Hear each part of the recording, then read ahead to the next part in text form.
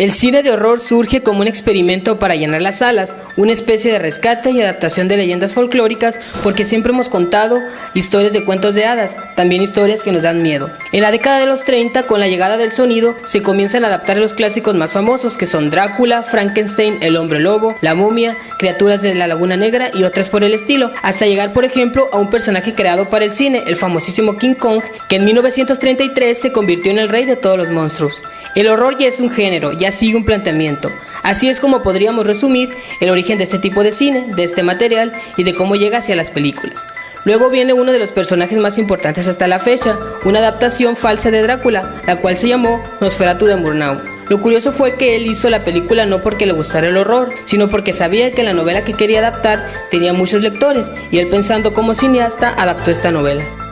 Otros cineastas como Todd Browning, que tiene dos clásicos de cine de horror, Freaks y Drácula, empezó a concentrarse en solo este tipo de cine y dejó una huella muy difícil de seguir. Lo podemos considerar uno de los autores especializados en el género. Ya de ahí vemos más directores y productores que ven las películas de horror más que un recurso narrativo interesante, como una forma de meter gente a la taquilla, porque en ese tiempo era muy difícil mantener alguna industria por la gran depresión económica que se vivía en Estados Unidos. Las películas de horror y los musicales eran los que más gente metían a las salas de cine en todo el mundo, y esa fue la razón por lo que el mundo dijo: hay que hacer películas de horror. Para tener una opinión de alguien con un poco más de conocimiento en este género, nos sentamos con el profesor Agustín Galván. Primero el cine como tal, antes de que llegaran los géneros, antes de que llegara todo el aspecto de estilo, y antes de que tuviera nombre cada película y cada forma y todo lo demás, pues comienza con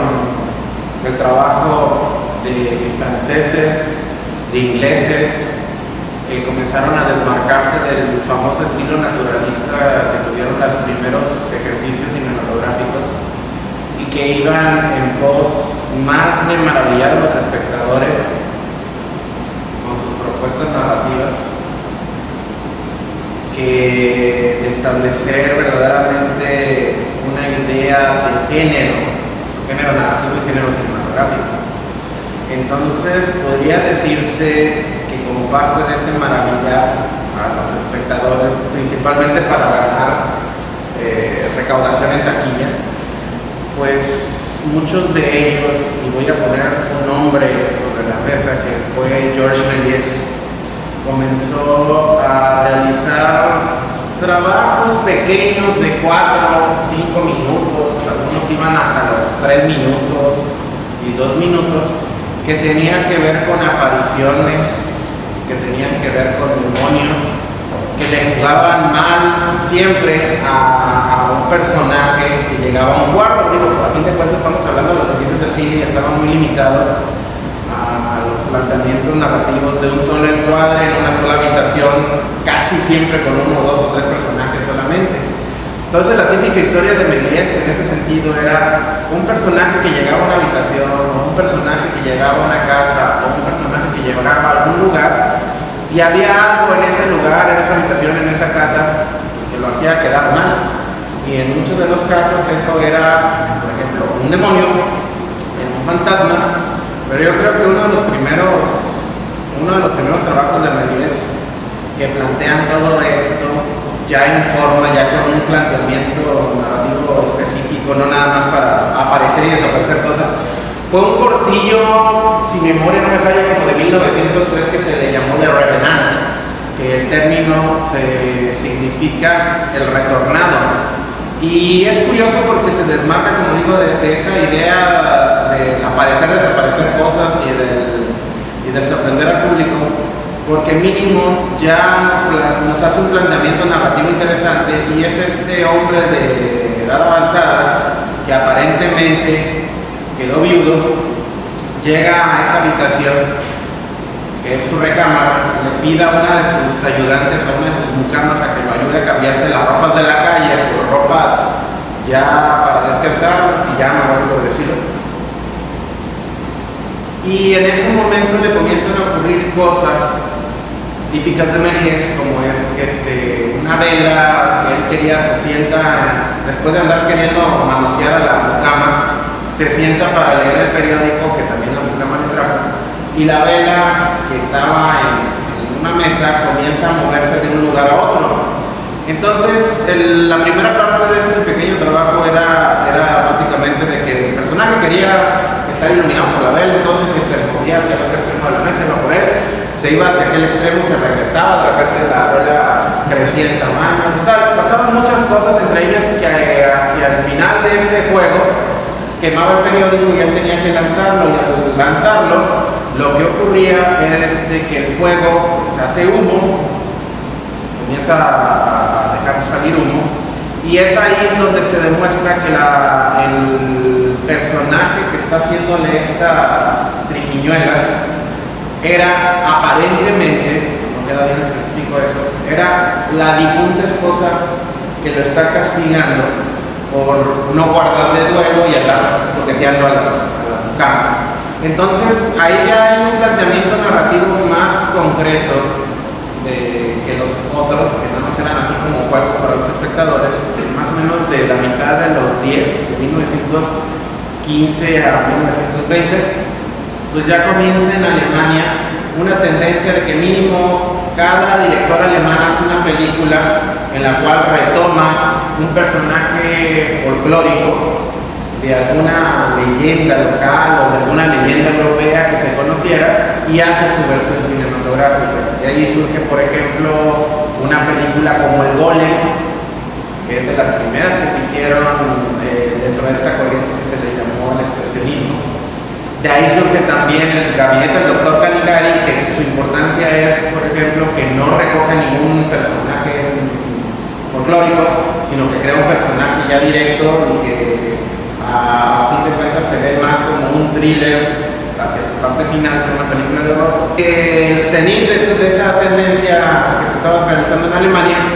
llega con Murnau y con su adaptación de Drácula. Bueno, el cine de horror de aquella época tenía un sentido, que era como exorcizar los demonios sociales, políticos y hasta el mismo miedo a lo extraño, a lo que no es como yo. Y esa es la gran diferencia que hubo entre ese cine clásico de horror al cine clásico moderno, donde ahorita ya no hay propósito más que llenar salas y meter sangre, ¿sí? Y donde de repente se confunde que el cine de horror es para asustar, o sea, esa es la cosa que nunca se comprende,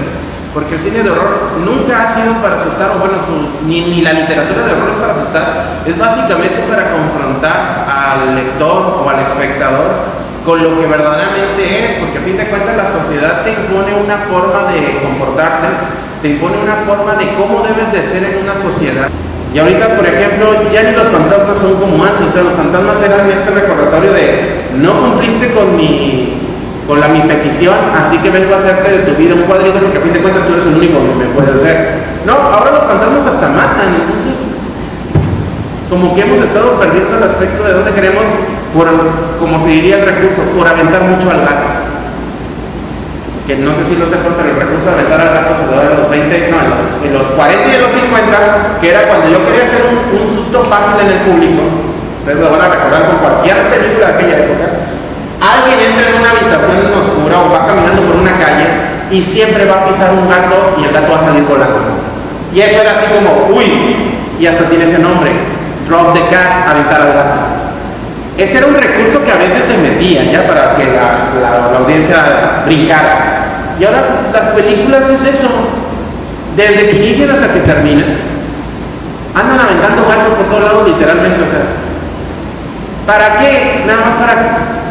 el susto fácil, pero sin un interés, pues no. Yo por eso muchos podría decirse, ¿cuál es la última gran película de horror? Son dos, El Exorcista, y en los 70s, a principios de los 70s, y a finales de los 70s, Alien. Me parece interesante y sobre todo entretenido porque hace vivir emociones como la adrenalina así repetidas. Pues lo considero un género de la cinematografía muy interesante y a la vez como que anima mucho al espectador a descubrir ciertas sensaciones que en la vida cotidiana pues las pierde. Yo creo que es un género que es muy rescatable, dándole ese toque de trascendencia. porque es muy diferente a otros que podemos encontrar en lo que es la vida diaria. Me parece interesante, divertido, me gustan las tomas, algunos soundtracks de cine de horror son muy buenos también. Pues el cine de horror no es un género que me guste mucho, pero las películas que he visto, lo que me encanta de ellas son los efectos que utilizan para causarnos un miedo al estar viendo las películas. Pues a mí el cine de horror me gusta por las imágenes, lo que se proyecta, por el suspenso de saber qué es lo que va a pasar en la película, y pues me gusta más que nada porque pues me gusta ver cuando se muere la gente, que la matan, que se la comen, etcétera. Está la de Freddy Krueger, que todos conocemos o hemos oído hablar de ella, porque me parece que mantiene lo que es el horror, el terror, el suspenso, la adrenalina, la sorpresa. Es la de eso, creo que salió en 1990, pero yo la miré por ahí del 99, 2000. Yo tengo una película de cine de horror favorita, pero la que recuerdo, la última, se llama Una chica que camina sola en la noche. Me pareció una idea interesante. Mi película favorita de horror es La Cosa, y pues me gusta más que nada por la trama que utilizan dentro de la historia. Es una que se llama La Monja, que es de hace muchos años. Entonces esta película me gusta porque es de terror y suspenso, y en ella sale una monja que está maldita y mata a todas las compañeras de un convento.